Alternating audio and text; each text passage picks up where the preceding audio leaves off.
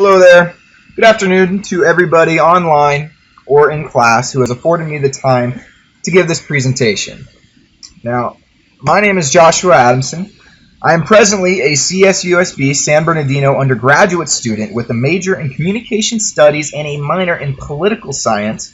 And over the past few months, I have been diligently engaged in what I can only describe as a certifiable crash course in the underpinnings of academic research. I became involved in this enterprise back in March of 2015 after I was first approached by my then professor and now advisor, Dr. Mihaela Popescu, about participating in CSUSB's summer research program. This program, organized by the CSUSB Office of Student Research, is designed to connect driven undergraduate students with CSUSB faculty members so that they may each work together in order to produce a sterling example of exemplary academic research. The summer research program consequently facilitates strong ties between students and professors as they work in tandem in order to produce their researches over the course of the summer months. In my case, this experience has proven invaluable in terms of its ability to educate me about the kinds of methodologies, analytical tools, research methods, and broader expectations that I will now better understand as I prepare to make the transition into graduate school and beyond. I have no doubt that other students will be equally as benefited by the program, should they of course choose to pursue such an option in the future. And now that I've given this background information out of the way, I'd like to introduce everybody to the privacy literacy scale.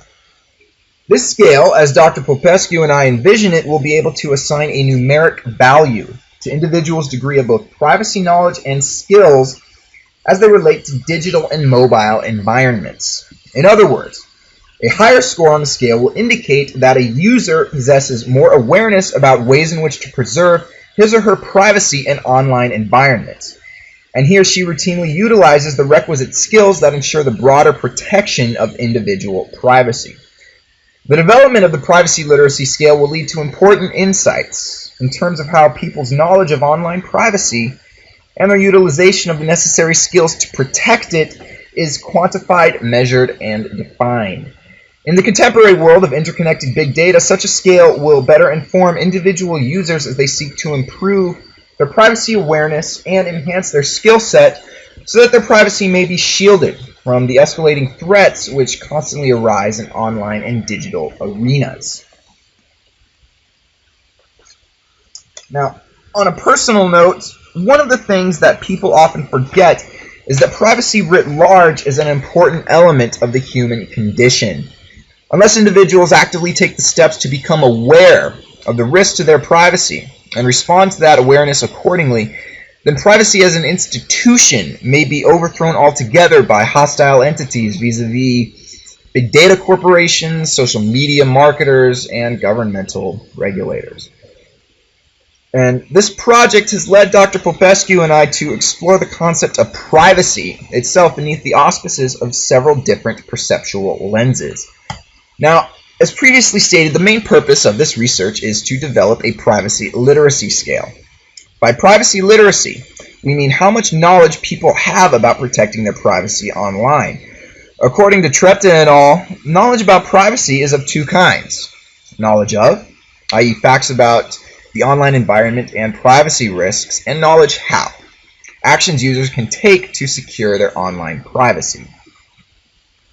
And they can implement those actions in order to decrease their privacy risks online. If any of you would be interested in reading this article, I have included its information on the bottom bullet point. Additionally, the research we are conducting will answer two important research questions as well as test two hypotheses. The first research question is, how much do people know about protecting their privacy? The reason why this is a question and not a hypothesis is because at this point we don't actually have a good idea or a good guess as to what we will find. We don't know, for example, what exactly constitutes privacy literacy in the first place. This is the concept that we are precisely trying to define and measure. The second research question is, what is the relationship between privacy literacy and socioeconomic levels? Again, we don't have an educated guess about what we expect to find because the concept of privacy literacy is not yet operationalized. The main purpose of this research is precisely to operationalize this concept. which leads me into the first hypothesis, which is that people who know more about the Facebook platform will be more privacy literate. Although the concept of privacy literacy is not well operationalized, by definition, privacy literacy is a way to measure how much people know about privacy. Accordingly, it is reasonable to expect that the more people are familiar with the Facebook platform, the more they will know about privacy on that particular platform. Now, our second research hypothesis is that people who engage in more online activities will be more privacy literate. Again, it is reasonable to assume that the more experience people have with online environments, the more they will know about privacy. But now that I've discussed what this research is about, I will now talk a bit more about what constitutes a scale. In the social sciences, scales are useful to explaining phenomena that are neither directly observable nor easily quantifiable. For example, a scale might be used to measure men's or women's perceived masculinity or femininity at a given job. A scale could be used to measure traits which align with a person's political leanings, whether they be liberal, conservative, or neutral. And a scale may be used to measure characteristics such as studiousness or work ethic, which coincide with a hypothetical college student's given grade point average. Now, Dr. Popescu had me read Scale Development, which you can see on the right-hand side of your screen, by Robert DeVillis. And this is a guidebook that served to introduce me to the fundamental processes underlying the utility and creation of scales. Broadly, the best way to think of scales is as measurement instruments of variables that cannot be observed directly, called latent variables. A latent variable is an underlying construct or phenomena that a scale is designed to measure. Latent variables are consequently the scale's actual phenomena of interest. These variables are not immediately perceptible. In other words, they are latent rather than manifest. For example, a scale that measures a given student's self-directedness in class would have self-directedness as its latent variable. Although self-directedness itself isn't directly observable, attributes of self-directedness, such as the student's note-taking abilities, initiative, and willingness to assess his or her performance, can track with variation in self-directedness as the latent variable, which would be measured by the scale. Scales also contain items that combine into a composite score which is meant to reveal levels of theoretical variables that are not directly observable. They also consist of effects indicators, or items whose values are dictated by an underlying construct vis-a-vis the latent variable. Typically, a scale is a composite of the answers to particular questions in a questionnaire. Given all of that, now that you have a good idea of what constitutes a scale, I'm going to describe some steps that Dr. Popescu and I took in order to develop the scale, which is still a work in progress. We took several steps to develop the privacy literacy scale. Now, the following steps are essential to the construction of scales. Researchers must clearly determine what it is they want to measure. They must generate an item pool and determine the measurement format. For the privacy literacy scale, measurements will be ascertained from the answers to questions in a questionnaire. Now, researchers must engage in preliminary validation of the item pool. They must administer the questionnaire to a pilot sample and to a random sample. And the items must be evaluated to compute scale reliability. The scale length must be optimized, and the full scale must be run on an entirely different sample in order to cross-check the findings. To determine what we wanted to measure, Dr. Popescu and I had to ask important questions such as, what is privacy literacy? What is privacy as a psychological phenomenon? What is privacy as a sociological phenomenon? What do people's attitudes about privacy depend on in the first place? And so on and so forth. Now, what is our operational definition of privacy? How general do we want our concept to be? Do we want to limit our definition to specific conditions, or do we want to make it more general? How is our construct different from other constructs, as in other privacy literacy scales? To that purpose, I did a literature review by assembling a series of academic privacy articles, 130 in total, and compiling them into a shared Mendeley database. These articles form the basis of our study's literature review. Together with Dr. Popescu, the articles were read and coded in line with the methodologies presented in Destination Dissertation by Sonia Foss and William Waters. You can see the cover to that novel on the right-hand side of your screen. And I cannot stress this enough. Destination Dissertation is required reading for anybody who intends on pursuing a master's or doctoral degree. In their book, Foss and Waters present myriad ways in which to approach academic writing. Their guidance for coding literature reviews is especially invaluable. With practice, students can code a given article in as little as 15 to 20 minutes. Now, in order to generate an item pool, which means a list of questions that each measure some aspect of privacy literacy, I worked with Dr. Popescu to assemble a list of questionnaire items that tracked with both the literature review as well as input from outside experts. To this end, I emailed numerous privacy advocates, primarily NGOs, and secured their advice about privacy issues that plague contemporary digital environments. The final questionnaire has several sections that measure particular aspects of privacy literacy. Ultimately, we are measuring privacy literacy along 5 different and distinct dimensions. The first dimension, which you can see on the bottom of your screen, is knowledge of the online environment. And here we are going to list questions, of which I've listed a few, that have the following answers listed at the top. True, false, don't know, are not applicable. For example, the third one, the ads I see on Facebook are randomly generated. Is that true, false, do you not know, is that not applicable to you? The first one, if I create a profile on Facebook, only Facebook will have access to it. Again, true, false, don't know, it's not applicable to you. And so on and so forth for this particular part of the questionnaire. The second aspect involves general knowledge about new entities in the online economy. Now here, respondents must choose the correct definition from the list of the following terms and phrases. They must correctly define the following terms: data broker, recommender engines, companies that use behavioral targeting, national security letters, privacy, self-regulation, and metadata. The third aspect involves knowledge about U.S. laws and regulations pertaining to U.S. privacy, or privacy in general. Now, here again, we've got answers which are as follows: true, false, do not know. I've listed some example questions. For example, the second one. The Federal Trade Commission has the authority to charge companies that changed their privacy policies without adequate knowledge. Is that true, false, do not know?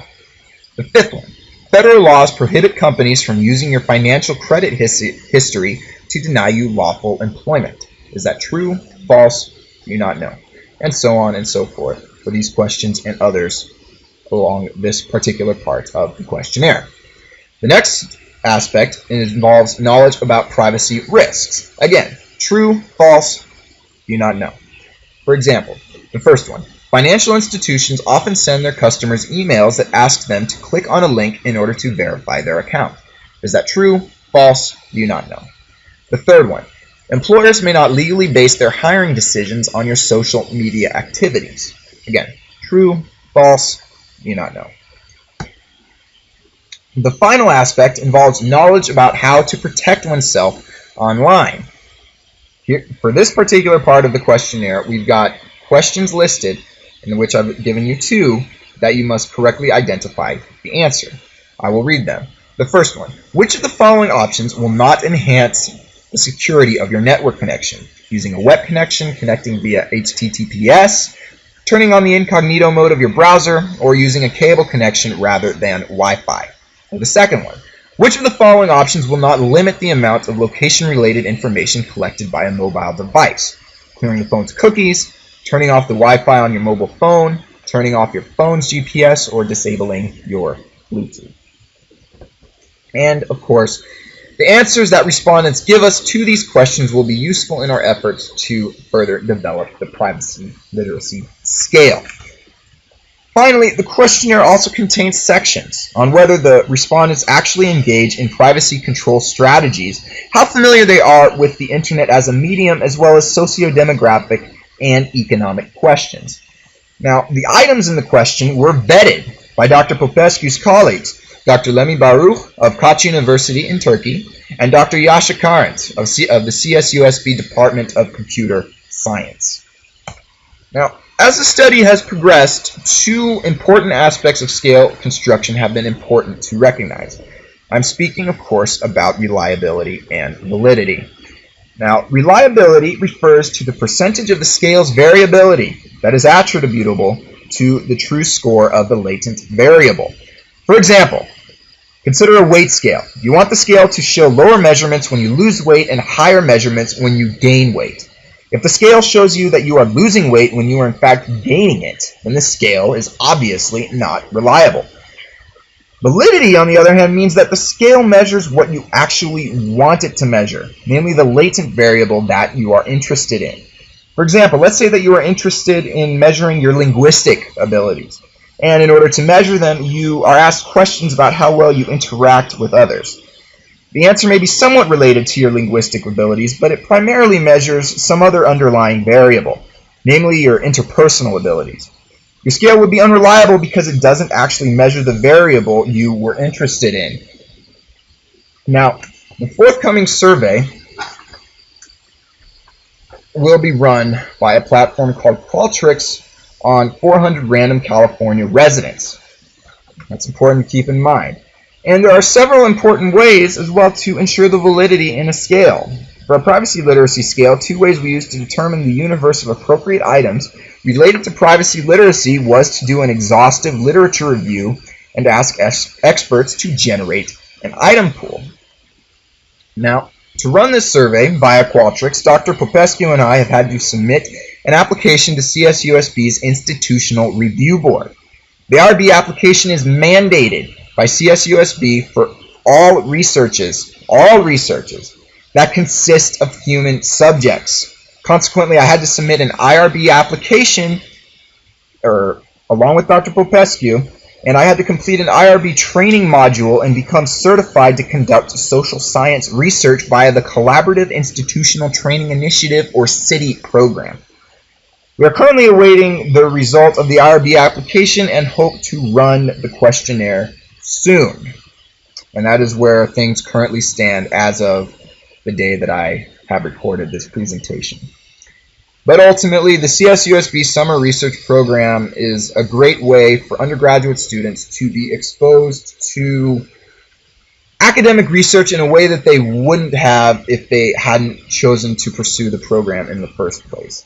For students who intend on going into master's or doctoral programs after they graduate and finish their studies at CSUSB, this is one of the best, if not the best, ways to expose yourself to the kinds of processes that you will be expected to pursue in graduate school.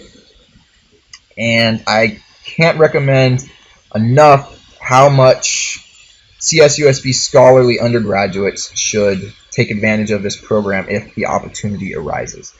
And in the meantime, I hope that you've enjoyed this presentation. I hope that you've enjoyed listening to me. I hope that you've learned something from this presentation and that you believe that what Dr. Popescu and I are doing is interesting. And with that, thank you for listening, and I hope to see some of you, if not all of you, on campus. Have a great day.